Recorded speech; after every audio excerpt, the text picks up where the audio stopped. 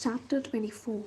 The next day, my head pounds as I am once again dressed, and my hair is braided.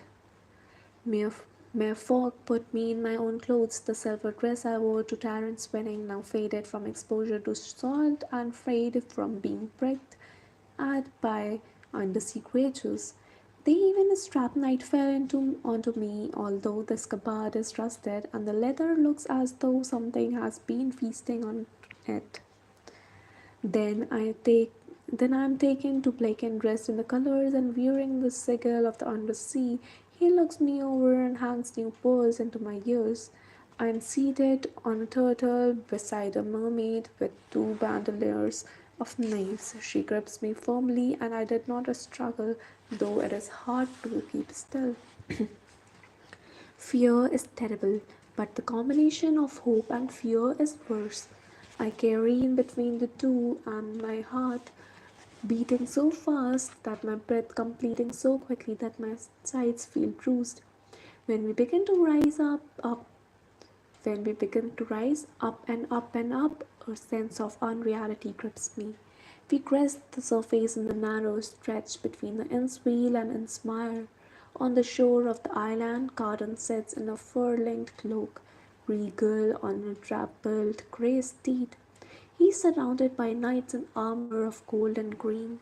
To one side of me, to one side of him is Medoc on a studdily roan, to the other is Newar.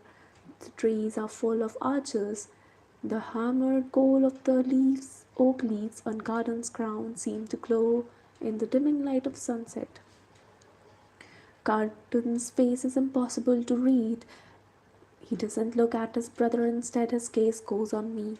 Everything in his demeanor is icy. I am small, diminished, and powerless. I look down on because I look down because if I don't, I am going to behave stupidly. You have paid my price, Orlok said to him. What might he have done for my return? I try to recall my commands, to recall whether I have force in his hands. You promised her whole and hail, says Garden, and you can see she is so. Orlok says, my daughter Nicasia, princess of Undersea, will help her to the land and her own royal hands. Help her? Carden says. She ought to need no help. You have kept her in the damp and cold for too long. Perhaps you no longer want her. Orlok says, perhaps you would bargain for something else in her place, King of Elfham. I will have her, he says, sounding both possessive and contemptuous at once. And my brother will be your ambassador. It shall all be as we agreed. He nods towards two knights who wade out to where I'm sitting and help me down, help me to walk. I'm ashamed of my unsteady legs, of my weakness, of the ridiculousness of still being dressed in Orina's utterly unsuitable dress for a party long over. We are not yet at war, says Orlok, nor are we at peace.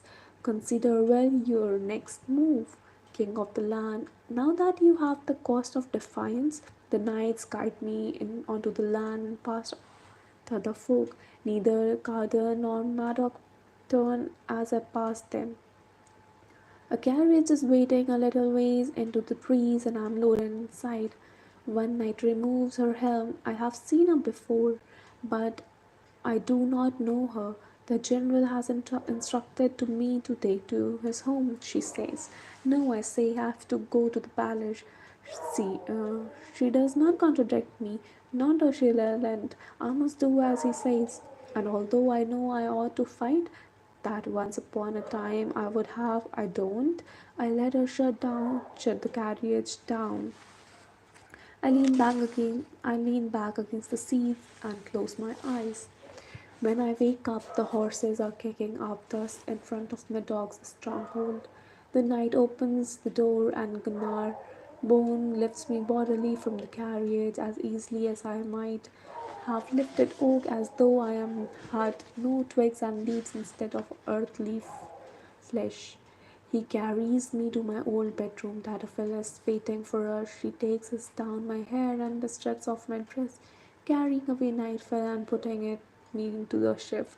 Another servant sets down a tray holding a pot of hot tea and a plate of venison bleeding onto toast. I sit on the rug and eat it, using the buttered bread to sop up the meat juices. I fall asleep there too. When I wake, Darren is shaking me up, playing hazily, and I stumble to my feet. I am up, I say. How long I was I lying there?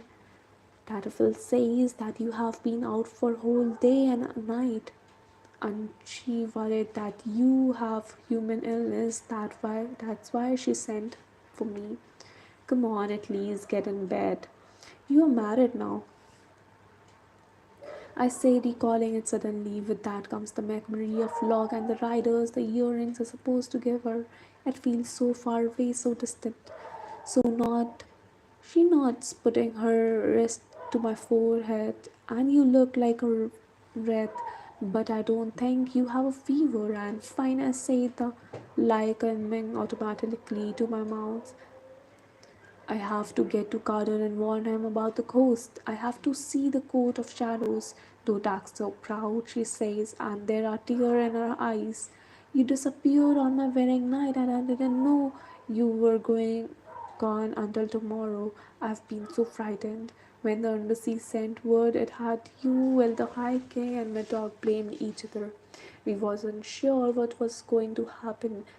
Every morning I went to the edge of the water and looked down, hoping I could see you. I asked all the mermaids if they could tell me if you were okay, but no one would. I tried to imagine the panic she must have felt, but I can't. They seem to have worked through their differences, I say, thinking of them together at the beach. Something like it. She makes a face, and I try to smile. Darren helps me into my bed, arranging the cushions behind me. I feel bruised all over, sore and ancient, and more mortal than ever before. Vivi and Oak, I ask, are they okay? Fine, she says. Back home with Heather, who seems to have gotten through her visit to Fairyland without much drama. She was glamoured, I say. We shouldn't do that, Darren says. I'm relieved not to be the only one to feel that. How long have I been gone? A little over a month, she says. I feel as though I have aged 100 years beneath the sea. Not only what, but I am more than halfway through the year and a day garden promise. I sank back onto the cushions and closed my eyes. Help me get up, I say. She shakes her head. Let the kitchens send up more soup. When she is ready to go, she pulls up her skirt and takes a long hunting knife onto the sheath attached to a garter. In that moment, it's clear we grew up in the same house. She puts the knife onto the coverets beside a charm she takes from a pocket. Here, she says, take them. I know they'll make you feel safer, but you must rest. Tell me you won't do anything rash. I can barely stand on my own. She gives me a stern look. Nothing rash, I promise her. She embarrassed she embraces me before she goes, and I hang a little too long on her shoulders, drinking in the human smell of sweat and skin. No ocean, no pine, no needle or blood or blooming flowers. I doze off with my head on her knife. I'm not sure when I wake up, but it's to the sound of arguing. Whatsoever the Grand General's order, I am here to see the High King's shell, and I won't be put off with one any more excuse. It's a woman's voice, and one I half recognize. I roll off the bed, heading basically out into the hall where I can look down from the balcony. I spot Dulcamara from the coat of termites. She looks up at me. This is a fresh cut on her face. Your pardon, she says. But I must have an audience, and in fact, I am here to remind you of your obligations, including that one. I recalled Reuben and his salt white hair and promise I made him for supporting Carden half a year ago.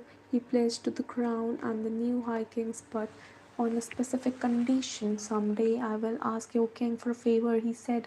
What did I say in return? I tried to bargain something of equal value and within our power.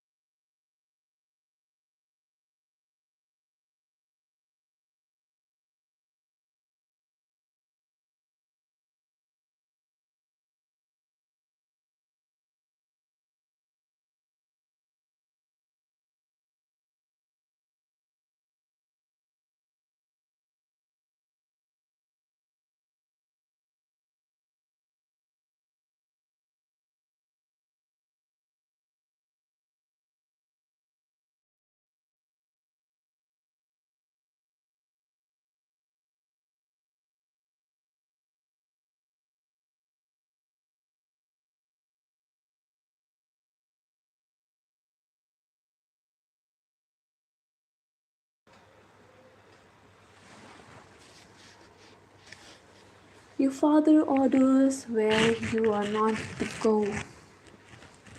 He wanted you to rest.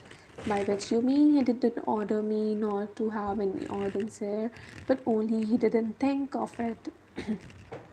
His concerns and yours are noted. Bring me some tea, please, as hot as you can make it.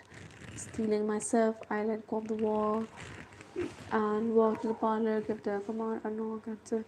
She has demanded a still claps behind the back. Now we see what's your hiking loyalty look like. What happened? That she loves. You know very well you can give the undersea permission to attack us.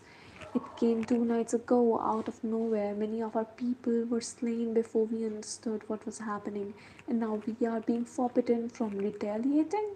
Forbidden from retaliating? I think of what Orlok say about not being at war, but how we can land not to be war if the sea has already attacked. As the hiking garden owes his subjects the might of his military of Madoc's army when they are under threat, but to deny permission of striking back has unheard of. She bares her teeth. Lord Robin Consort was hurt, she says badly. Is she going to live? I ask, my voice gone soft. You best hope so, mortal, Lilkamar says, or Lord Robin will bend his will to the destruction of your boy king despite the wars he made. We'll send you knight, I say, let Elfham rectify our mistake.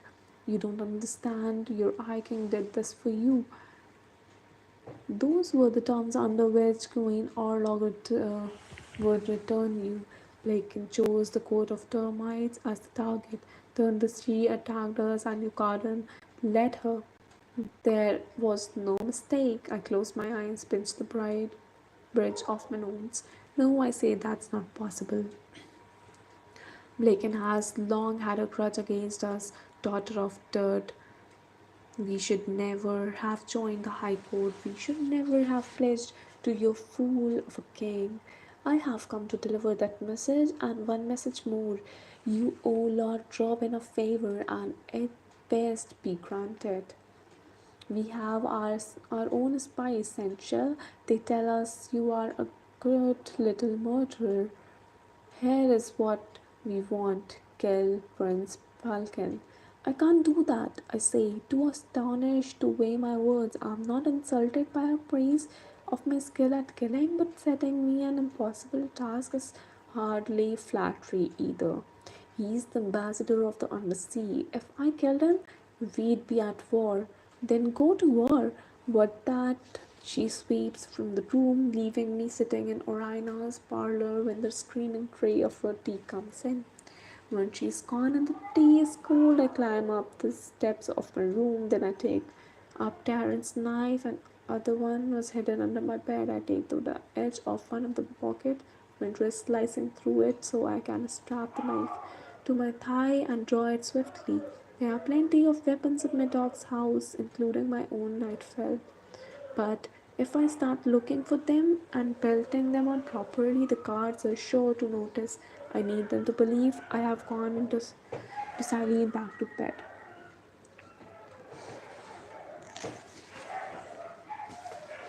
I turn away, not wanting to look anymore. Then I go out onto the balcony. Normally, it would be no small thing to climb over the railing and scale the wall down to the lawn.